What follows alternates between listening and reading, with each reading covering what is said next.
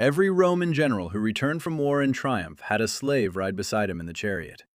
The slave had one job, to repeat one sentence over and over. Memento Mori. Remember that you will die. Why? Because the Romans understood something most of us still haven't learned. The moment a man believes he is above death is often the moment he begins making dangerous decisions. Arrogance follows victory like a shadow. And so they built a ritual specifically designed to interrupt it, not to diminish the general, but to protect him from himself. We have no such ritual.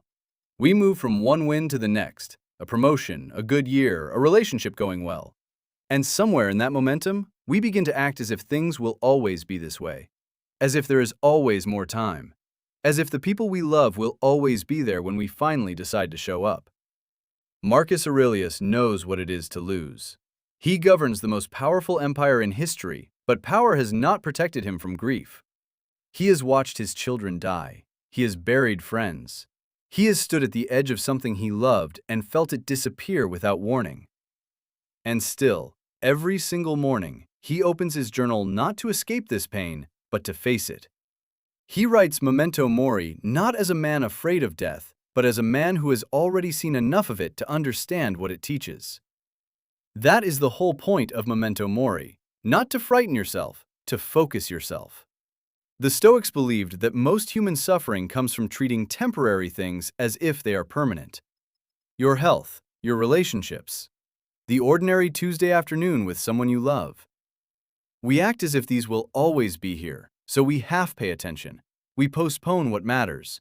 We save our real presence for some future moment that never quite arrives. And then one day, without ceremony, that ordinary Tuesday is gone, and you would give anything to have been more awake inside it.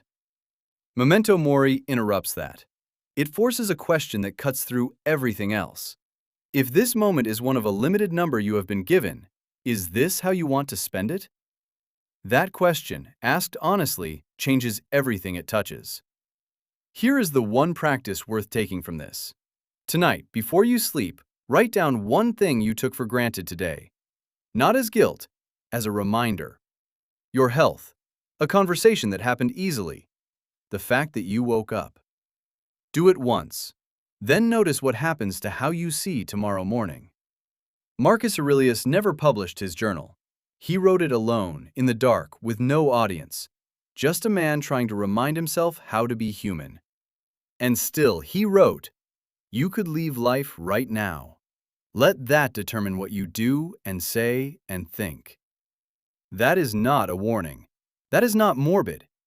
That is what it looks like when a man who has lost enough decides to stop taking the rest for granted. That is Memento Mori. And now it belongs to you too.